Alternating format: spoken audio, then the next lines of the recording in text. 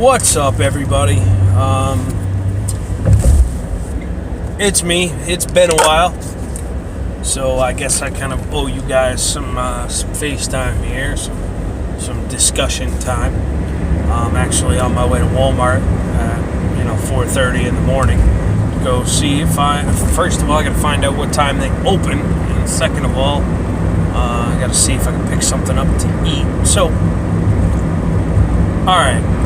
Here's the deal. I've had a lot going on in my life recently, so I haven't had a whole lot of time to make these videos like I used to. I mean, I was going through a pretty tumultuous part of my life while I was making a lot of the videos that right before I shut my Facebook off. I had some pretty shitty stuff going on in my life. I'm fairly certain that I shut it off like 2 weeks ago. So this is both an update video and the start of a new series of videos that I'm gonna do with you guys. So first thing, this is kind of my second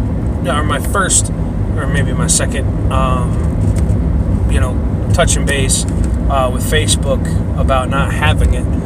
So the first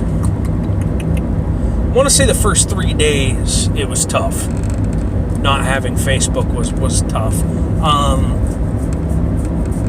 It becomes such a integral part of your life that you don't even notice. It sops up those small pieces of time. And I feel like Facebook intentionally puts things in front of you that it knows you're going to think is provocative. Stuff that's going to incite you to react in some fashion. Because I know a lot of people, and a lot of people use Facebook, and I hear a lot of complaints about a lot of awful shit that people see on Facebook, and it's pretty shitty. But anyway, overall, after the first 3-4 days, I don't want to say I didn't even notice, because I still notice I don't have Facebook. The shitty thing is that I not only deleted Facebook, but I deleted Messenger as well. And the reason I deleted Messenger is because I had a lot of people on my Facebook account that were connected to me on my Messenger, and I know I could block them, but I really just wanted to avoid that whole thing. That I just don't want to hear from. More importantly, there just isn't a whole hell of a lot of people that I'm all that worried about needing to get a hold of me right now. Those people that I'm worried about getting a hold of me right now all have my phone number. They all have my email address. They all have, they can text me or call me or email me or whatever. There's 1,000 different means of communication that we can have, that instead, we choose to do other shit, and that just seems silly to me. So, as a matter of fact, I am half tempted to go out and delete all of the messages in my email account and just use it for messaging. The thing that emails were supposed to be used for. So I'm actually going to make another Gmail account and ship it out to people specifically for that purpose. Just so people can message me and I can message people. So, with that being said, I have a junk email that I give everybody, like promotions and crap like that. You get that email. If I'm signing up for a new service or something like that, I'll use that email, and then if I decide I want to continue with the service, I'll change the email address to the one I actually use on a regular basis. So anyway, there's 1,000 different ways to get a hold of me. There's no reason to need Facebook to do that. So after the only issue I've had is getting a hold of my mom. Everybody else has my phone number. They've got my email. Everybody's kind of just fell right in with texting me or calling me.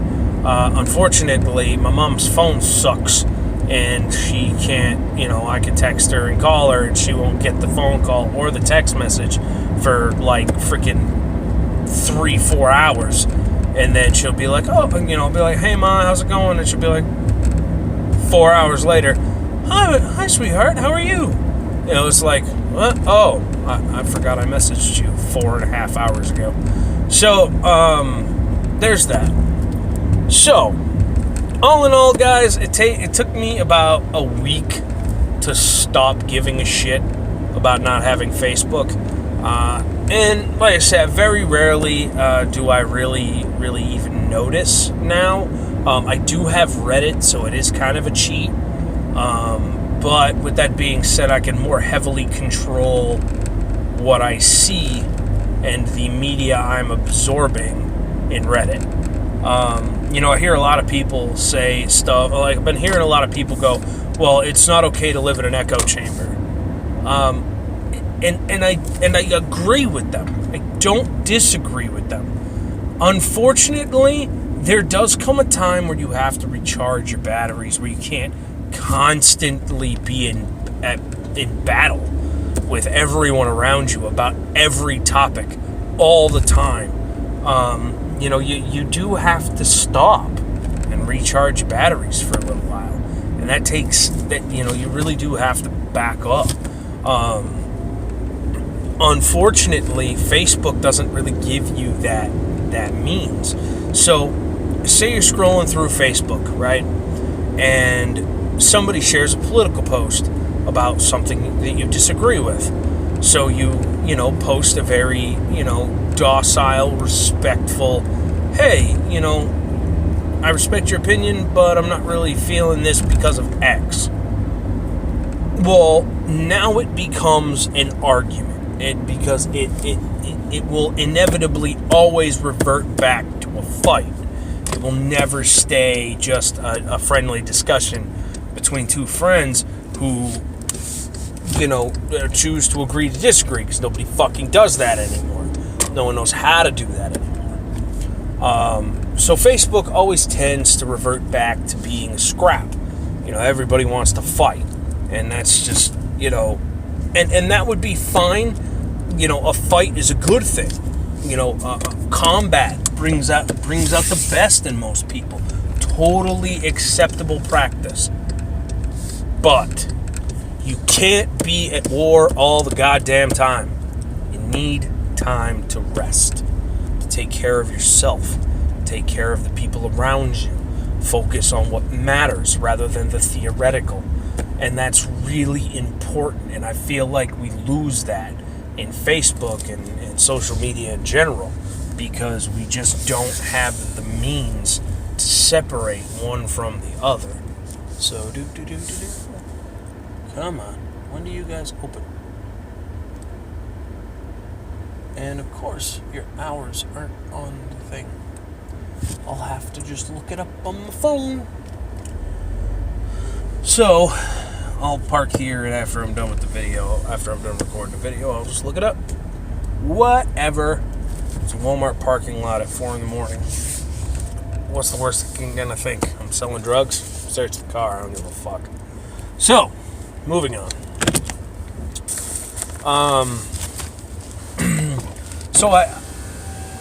Though I respect Facebook for what it can do and how it can improve people's lives, I don't appreciate it because how negatively it can affect people's lives. I mean, you can really hurt some people. You can really destroy some relationships with some of the things that you're capable of saying and doing. You see,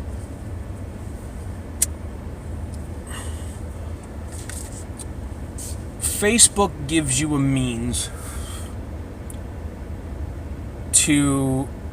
Okay, so I've seen this a lot. This is an example of what... I got to give you an example because I don't know how to word what I'm trying to say. So, people do this thing, and I don't know where it came from, and I am not exempt from this. I've done it in the past too, I just didn't realize I was doing it. And I'm not sure anybody else really does either.